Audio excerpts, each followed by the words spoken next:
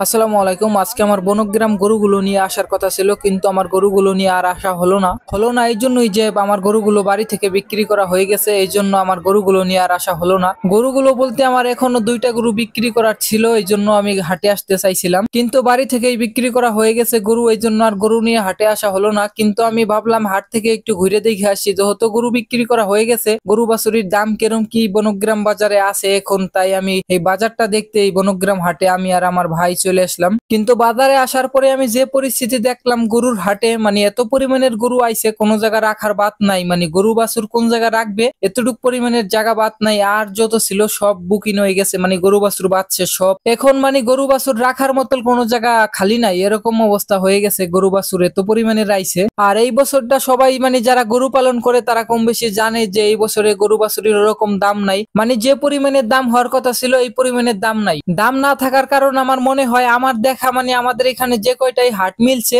গরু বাছুর দেখা শেষে মানে হাটে যখন গরু বিক্রি করা হবে, মানে 2টা 3টের দিক এরকম সময়, মানে প্রতিটা হাটেই বৃষ্টি কম বেশি হয়েছেই। বৃষ্টি মানে অনেক পরিমাণের বৃষ্টি হয়েছে, এই জন্য গরু বাছুর মানুষই মানে কিনতে পারে নাই, কেউ বেচতে পারে নাই। আমার মনে হয় এই জন্যই দাম গরু বাছুর আমাদের এখানে মানে অনেকটাই কম। এখন জানি না কি জন্য গরু বাছুরের দাম মানে অনেকটাই কম। যাই হোক, আল্লাহ তাআলা যেটা করে ভালোর জন্যই করে, বান্দার জন্য। এখন যে পরিমাণের দাম যেই পাক, মানে আমি যতটুকু দাম পাইছি আলহামদুলিল্লাহ, আল্লাহর কাছে লাখ লাখ শুকরিয়া আদায় করি এই জন্যই। আর বনগ্রাম হাট দেখা মানে আজকের আমার এই হাটটাই মানে অনেকটাই বড় গরু আইছে, মাঝারি গরু সব ধরনের গরুই মানে আজকের হাটে আইছে। আর আজকে বেশি গরু আসারও মূলত একটা কারণ আছে, কারণ মাঝে আর একদিন আছে কুরবানির, যেহেতু মানুষই মানে গরু বাছুর পালন করছে এত কষ্ট করে, গরু বাছুর গুলো বিক্রি করা লাগবে, এই জন্য মানে মাঝে একদিন আছে, এই জন্য এই হাটে মানে বেশি গরু উঠাইছে। আর আমার এই ভিডিও করা কিন্তু 5 তারিখে বুধবারে। যাই হোক, আজকের হাটটা ঘুরে মানে যা দেখলাম, মোটামুটি বাজারটা একবারে খারাপ না, মানে মোটামুটি বেচা কেনাও ভালো হইতেছে। আর গরু বাছুরের দামও মোটামুটি যাই হোক আছে, মানে গাইরস্তরা বাইচে থাকা পারবে।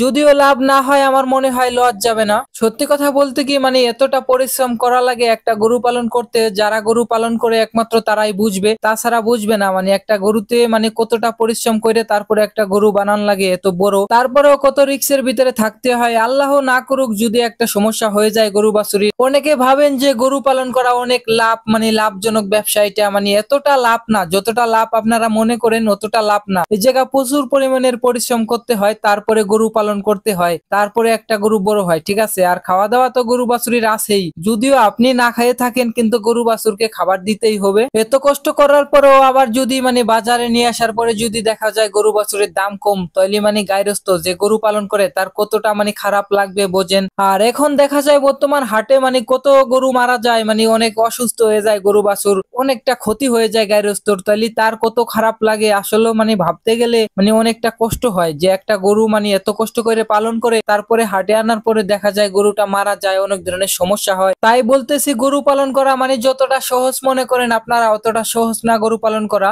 যাই হোক, হাটটা দেখার শেষে মানে যখন আমি বাড়িতে আসবো তখনই বৃষ্টি শুরু। মানে এই হাটটায় কিন্তু বৃষ্টি হয়েছে অনেক। গরু বাছুর নিয়ে কতটা কষ্টে মানে থাকে যারা গরু বাছুর বাজারে আনে, অনেক ধরনের কষ্ট করতে হয়। আর আমি বাড়ি থেকে গরু বিক্রি করছি এই জন্যই যে হাটে আসার পরে মানে বৃষ্টি আসে আর আবহাওয়া বেশি ভালো থাকে না, এই জন্যই আমি হাটে মানে গরু আনি নেই, বাড়ি থেকেই বিক্রি করছি। যদিও আমার কয় টাকা কম হয় কিন্তু অনেক কষ্ট হয় না বেশি একটা, এই জন্য আমি বাড়ি থেকেই গরু বিক্রি করছি। গত হাটে আমি একটা গরু ঝাঁটুর দিয়ে নিছিলাম, তারপরে মানে অনেক বৃষ্টি হয়েছিল, মানে বৃষ্টির ভিতরে কত কষ্ট করতে হয় গরু নিয়ে, মানে এই কষ্টটা আমি করছি, এই জন্য মানে আমি গরু এই হাটে আনলাম না। যদি বৃষ্টি নামে কত কষ্ট করতে হবে এই কষ্টটা আমি করছি, এই জন্য আমি আরো গরু আনলাম না এই হাটে। আর যদি হাটে বৃষ্টি নামে তাহলে মানে গরু যারা কেনে তাদেরও কষ্ট হয়, যারা বেচে তাদেরও কষ্ট হয়। যাই হোক, আজকের ভিডিও আমার এই তোমাতে শেষ। সবাই ভালো থাকবেন ও সুস্থ থাকবেন। আসসালামু আলাইকুম।